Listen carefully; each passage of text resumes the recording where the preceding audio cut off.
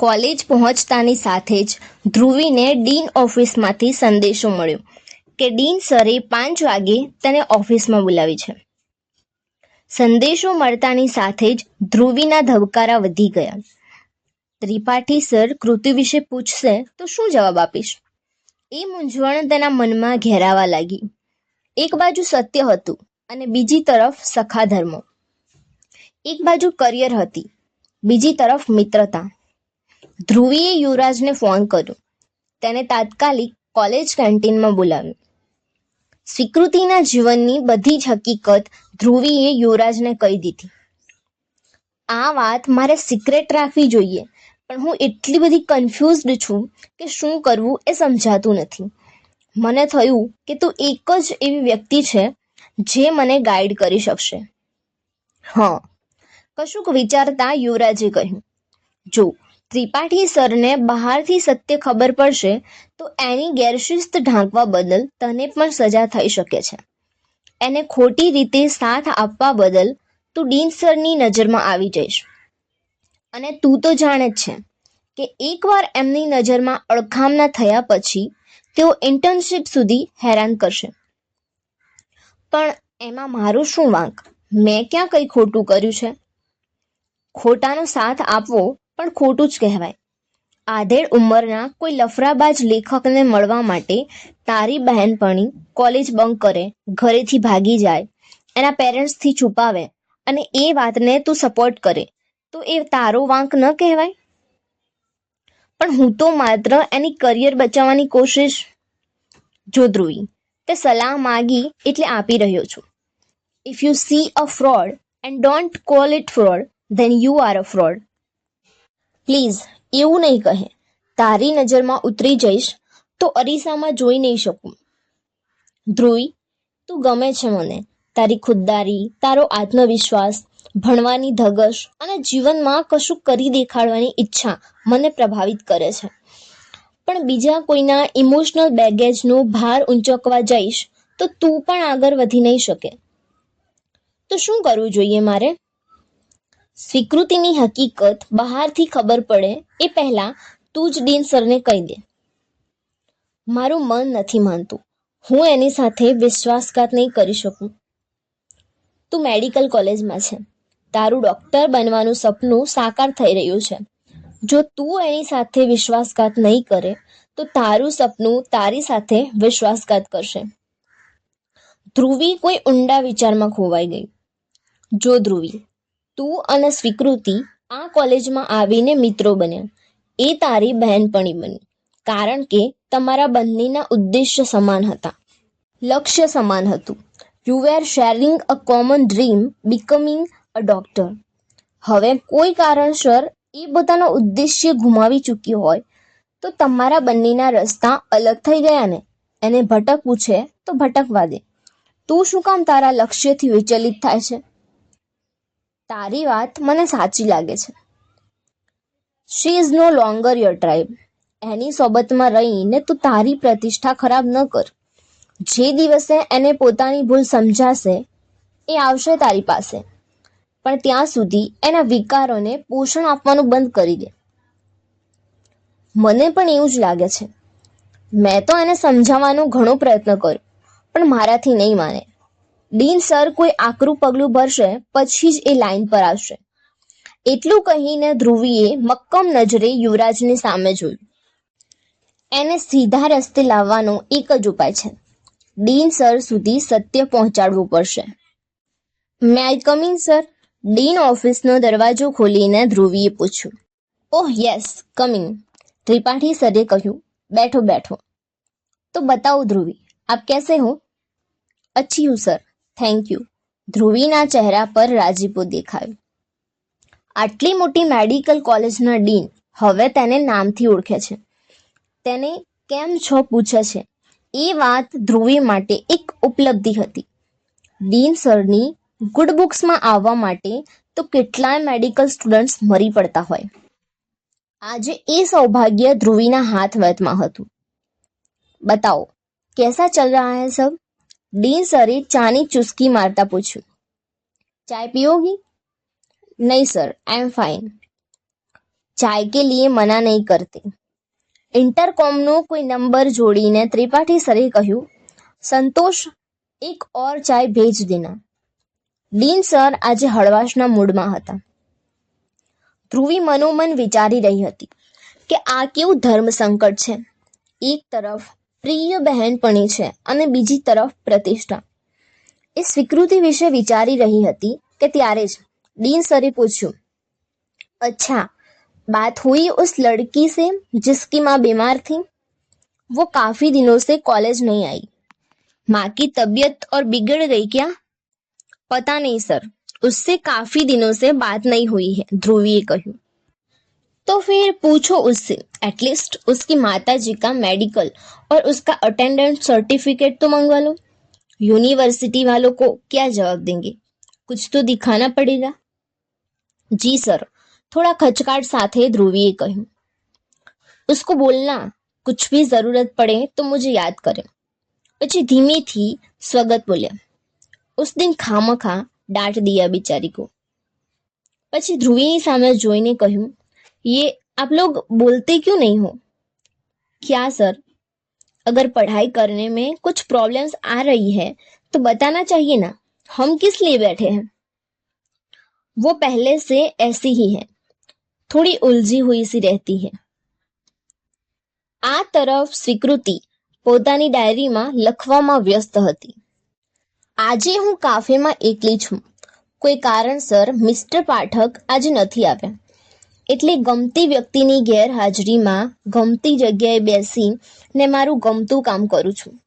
એને ડાયરી કહો કે રોજનીશી, વાસરિકા કહો કે જર્નલ, પણ દરરોજની ઘટનાઓ લખવાની એક ટેવ પડી ગઈ છે.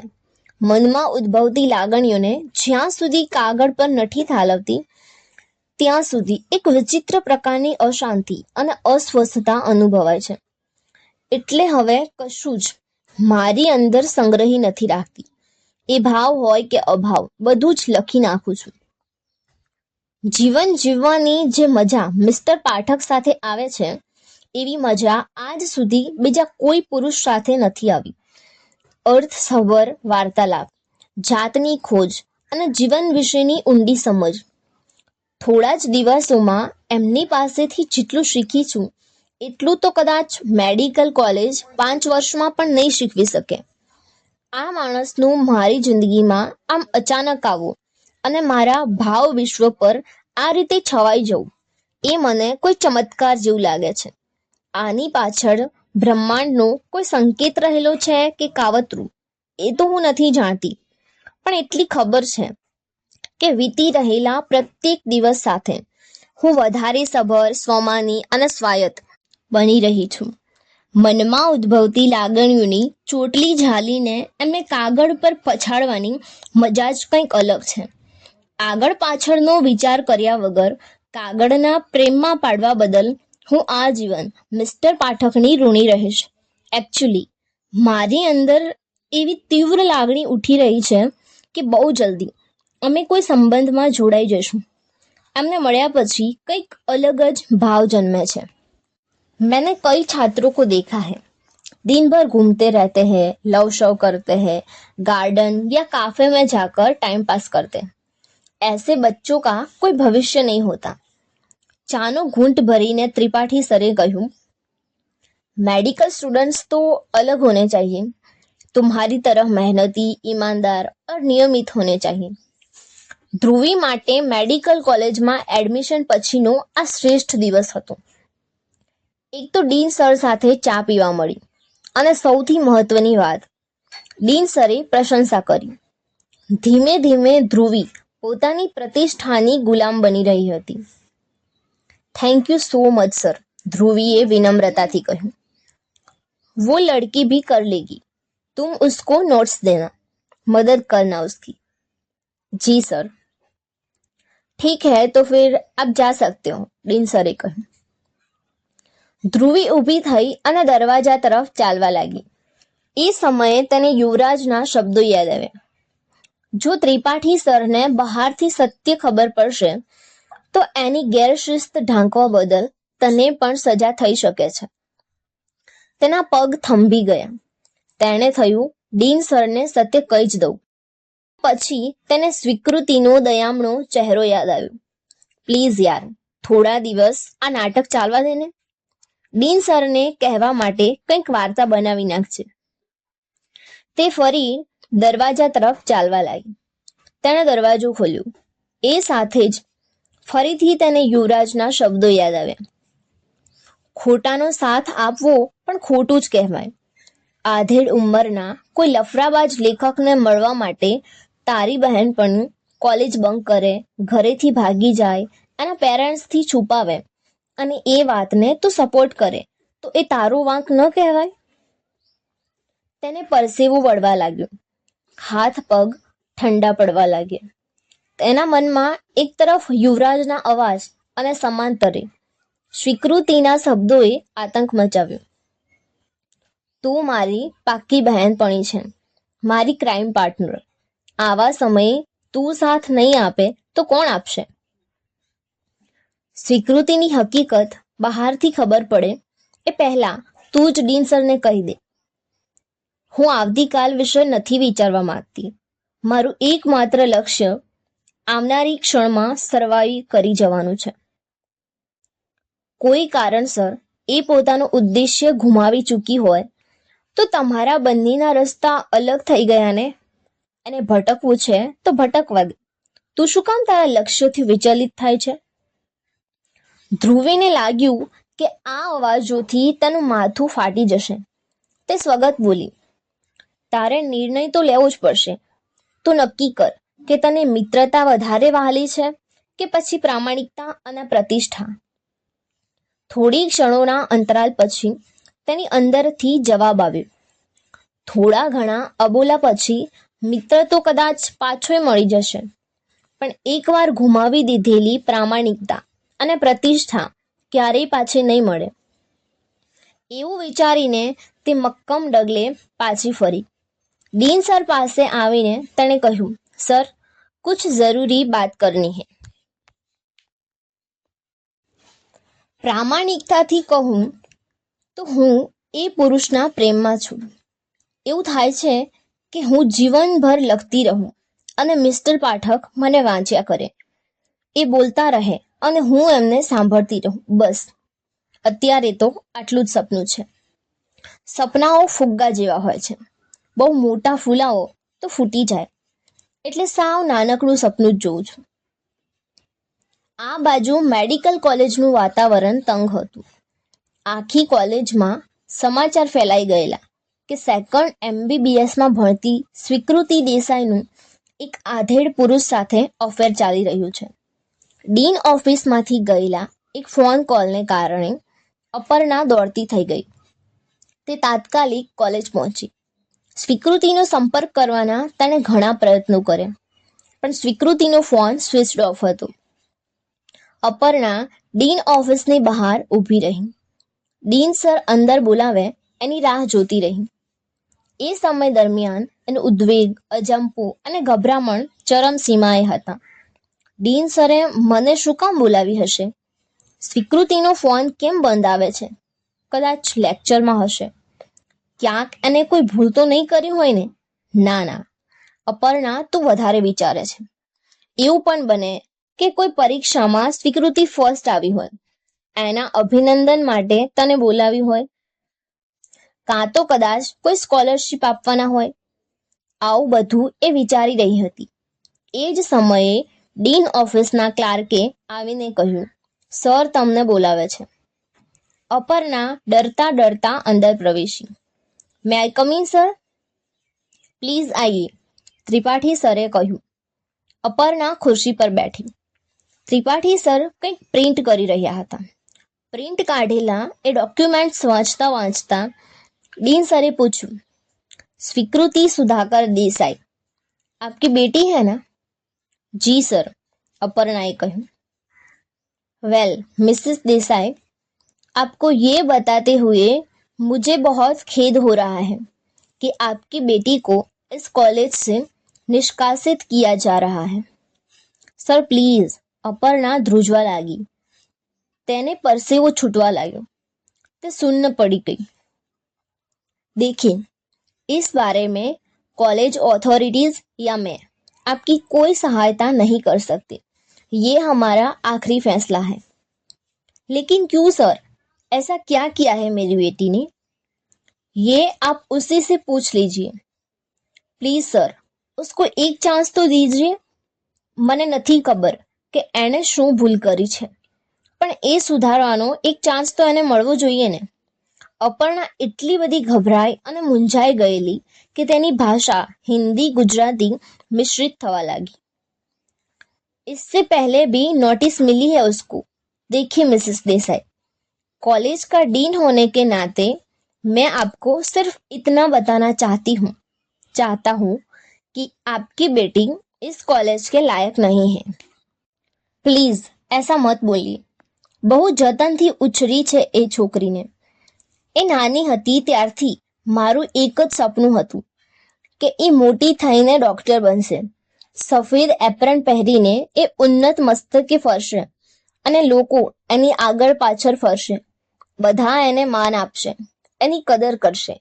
એને મળવા માટે લોકોની લાઈન લાગી જશે। જ્યાંથી પણ પસાર થશે લોકો કહેશે કે વાહ, અપર્ણાએ દીકરીને કેટલી લાયક બનાવી છે। उससे ये हक मत छीनिए, उसका करियर बर्बाद हो जाएगा। आपकी लड़की कोई और ही ख्वाब देख रही है। એ માણસ મને તદ્દન એક બોયફ્રેન્ડ જેવી જ ફિલિંગ આપે છે અને છતાં બોયફ્રેન્ડ જેવું વર્તન નથી કરતો। પાર્કમાં લઈ જાય છે, આઈસ્ક્રીમ ખવડાવે છે, દરિયા કિનારે હાથમાં હાથ નાખીને મારી સાથે ચાલે છે, ભેલપુરી ખવડાવે છે, શોપિંગમાં લઈ જાય છે। ગઈકાલે તો એક મસ્ત લાલ રંગનું ટોપ પણ અપાવ્યું। મારા સ્ટુપિડ સવાલોના જવાબો આપે છે, ક્યારેય ગુસ્સે નથી થતું। એ આટલું બધું પરફેક્ટ બિહેવ કઈ રીતે કરી શકે કે પછી પરફેક્ટ હોવાનો દંભ કરે છે? શું कोई पुरुष खरेखर आटलो संपूर्ण हो सके? मुझे सच में नहीं पता कि वो क्या कर रही है, अपर्णा ने कहा। तो फिर जाइए और उससे पूछिए कि आपकी बीमारी का बहाना बनाकर पिछले 20 दिनों से वो कहाँ जा रही है, किससे मिल रही है। मेरी बीमारी? आपके घुटनों में तकलीफ है, आप चल नहीं सकती, यही बहाना दिया है उसने कॉलेज न आने का। પણ ઘરેથી તો રોજ कॉलेज જવા માટે નીકળે છે। वही तो पिछले कई दिनों से कॉलेज बंक करके वो किसी काफे में जाती है और वहां उम्र में 25 साल बड़े आदमी से इश्क लड़ाती है। न तो उसे पढ़ने में कोई इंटरेस्ट है, न सच बोलने में, न तो उसे शर्म आती है, न तो डर लगता है। अब आप ही बताइए, ऐसे नालायक, बेशर्म और आवारा लड़की को हम कॉलेज में क्यों रखें? બાળપણથી અત્યાર સુધી હું જે પુરુષની શોધમાં હતી એ આ જ પુરુષ છે, પણ તો પછી એને સમજવો આટલો અઘરો કેમ છે? એના મનમાં મારા માટે કઈ લાગણીઓ છે? એ કેમ ખુલીને નથી કહેતો? સમાજથી ડરે છે કે પછી મારાથી? ક્યારેક તો કહેશે ને। એની વાતો પરથી તો લાગે છે કે હું નક્કી તેને ગમું છું, તે પણ મને ગમે છે। બસ એક વાત ન સમજાય, મિસ્ટર પાઠકે એવું કેમ કહ્યું કે એક પુરુષનો અભાવ બીજા અનેક પુરુષોની ઝંખના કરાવે છે? ડીન સરની વાત સાંભળીને અપર્ણાના પગ તળેથી જમીન સરકવા લાગી, આંખે અંધારા આવવા લાગ્યા। જીવનભરની મહેનત, સંસ્કાર અને ઉછેર પર એક જ ક્ષણમાં પાણી ફરી વળ્યું। સ્વીકૃતિની હરકતો કરતાં વધારે દુઃખ તેને પેરેન્ટિંગની પરીક્ષામાં નિષ્ફળ જવાનું હતું। ડીન સરની વાત તેને માનવામાં નહોતી આવતી, પણ અત્યારે તેની પાસે બીજો કોઈ વિકલ્પ નહોતો। જ્યાં સુધી આપણી પાસે કોઈ સારી અને કન્વિન્સિંગ સ્ટોરી નથી હોતી ત્યાં સુધી આપણે અન્યની વાર્તા પર ભરોસો કરવો પડે છે। જ્યાં સુધી આપણી પાસે કોઈ નક્કર સત્ય નથી હોતું ત્યાં સુધી અન્યના સત્યને સ્વીકારી લેવું પડે છે। અપર્ણા પાસે ન તો પોતાનું સત્ય હતું, ન તો પોતાની વાર્તા।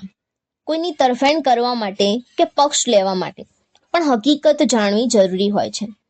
સ્વીકૃતિના વિશ્વથી અપર્ણા તદ્દન અજાણ હતી। મહા મહેનતે સ્વસ્થતા જાળવીને એ ડીન ઓફિસની બહાર નીકળી। તેને સૌથી પહેલું કામ નંબર ડાયલ કરવાનું કર્યું, પણ સ્વીકૃતિનો ફોન સ્વિચડ ઓફ હતો. ચિંતા અને અસલામતી અપર્ણાને ઘેરી વળ્યા. શું કરવું, કોને મળવું, એને કશુંય સૂઝતું નહોતું. એ સમયે તેને ધ્રુવી યાદ આવી. તેણે ધ્રુવીને ફોન કર્યો. આંટીનો નંબર જોઈને ધ્રુવીએ ફોન રિસીવ ન કર્યો. અપર્ણા એટલી બધી ડેસ્પરેટ હતી કે ધ્રુવીને મળવા એ કોલેજ લાઇબ્રેરીમાં પહોંચી ગઈ. મારે તારું અર્જન્ટ કામ છે, અપર્ણાએ કહ્યું. લેક્ચરનો સમય થઈ ગયો છે, મારે જવું પડશે, ધ્રુવીએ કહ્યું. પ્લીઝ બેટા, ફક્ત 5 મિનિટ, તારો વધારે સમય નહીં લઉં. તારી સાથે વાત કરવી બહુ જરૂરી છે, અપર્ણાએ વિનંતી કરી. સારું. ધ્રુવી અને અપર્ણા કોલેજની કેન્ટીનમાં બેઠા. ધીરે ધીરે સ્વીકૃતિ વિશેની તમામ હકીકત ધ્રુવીએ અપર્ણાને કહી દીધી. આંટી, મેં એને સમજાવવાની બહુ ટ્રાય કરી, પણ એવું લાગે છે કે પેલા માણસે એના પર કંઈક જાદુ કર્યો છે. શી ડઝન્ટ કેર અબાઉટ એનીથિંગ. એને કશાયથી ફેર જ નથી પડતો. ડીન સરની ધમકીઓ, કોલેજની નોટિસ અને મારી સમજાવટ પછી પણ એ પેલા પુરુષને મળે છે. મેં તમારો ડર પણ બતાવ્યો. આંટીને ખબર પડશે તો? તો શું કહ્યું એણે? અપર્ણાની ભમ્મરું ઊંચી થઈ ગઈ. ક્યાંથી ખબર પડશે? તું કહીશ? ધ્રુવીની આંખોમાંથી આંસુ સરી પડ્યા. અને જુઓ, હું જ તમને કહું છું. તું શું કામ રડે છે? તારો ક્યાં વાંક છે? અપર્ણાએ કહ્યું. મેં દગો કર્યો છે એની સાથે.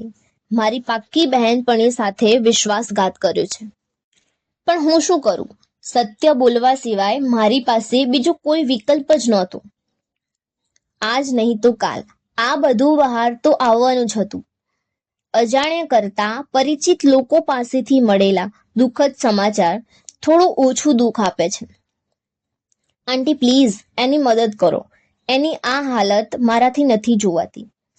ધ્રુવીની આંખમાંથી મોટા મોટા આંસુઓ દળવા લાગ્યા. આમાં સૌથી ખરાબ હાલત તો મારી જ થાય છે. ન તો હું એનો સાથ આપી શકું છું, ન તો એનાથી દૂર જઈ શકું છું. નિરાશ નજરે ધ્રુવી સામે જોઈને અપર્ણાએ કહ્યું, કંઈક કરવું પડશે.